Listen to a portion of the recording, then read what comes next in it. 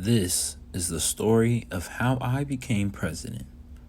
President of my elementary school, that is. November 5th, 2010. Location, Frederick Douglass Academy Elementary School. Election Day.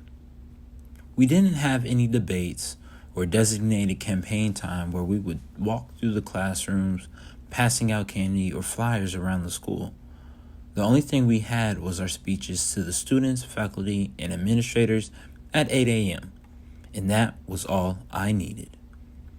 The night before, my mom and I wrote a speech over a page long. I was cool with not reading it aloud to everyone, but no, I had to memorize it. She was not asking, but telling a 7-year-old kid to memorize a speech only to present it in less than 12 hours. It was the least I could do. After all, she had created miniature flags with wooden popsicle sticks and a sheet of paper glued with my face and slogan, "Cy is the guy." The name has never worn off.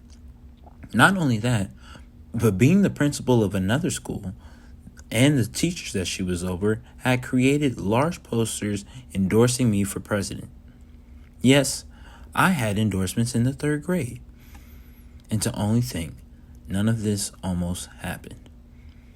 Every Friday at Frederick Douglass, all students receive the school newsletter filled with announcements, letters from your teacher, important dates, all the stuff that kids normally shove in their backpacks and forget about. Except one particular Friday in September, our vice principal, Miss Jewell, announced she was creating a student council, and anyone 3rd grade and up could run for president. The most coveted seat in the council.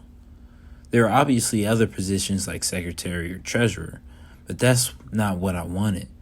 I wanted to be at the top. I wanted to be like Obama, the first Black president in the history of the U.S. He was elected on November 4, 2008, almost 2 years to the exact date I was elected. Back then, Obama was the biggest and most popular dude in the world. He was so popular that my family and I went to his inauguration in 2008. One of my favorite childhood experiences. There were so many people there, and it was so cold. Like cold, like hot chocolate stayed hot for less than a minute cold. But nonetheless, Obama was there, and we wanted to get as close to him as possible. For my family, that was standing along the Mordecai route from the U.S. Capitol to the White House. For me, it was becoming president. I had my mom fill out the form expressing my intention to run for president, and all I had to do was turn it in to Miss Jewell. But I was scared. What if I ran and lost? What if no one voted for me? It's my first year here, and I didn't know anyone there. All these doubts crept in my mind, so I just held on to the form. I held on to it a little too long because I went over the submission date.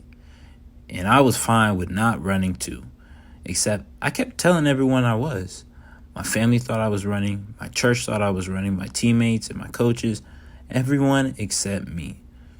It wasn't until I saw those posters my mom's teachers were making that made me realize it was serious. I remember I gave the paper to Miss Jewell on the Wednesday after the cutoff date. She said there were no promises that she could get me on the ballot, but she did. So there you have it. On November 5th, 2010, I gave my speech, and everyone loved it. I was the only one to memorize their speech, and everyone had a little "Cy is the guy" flag in their hand, chanting my name. I was announced the winner shortly afterwards, and I did do some pretty amazing stuff. But we'll have to save that for the next memoir.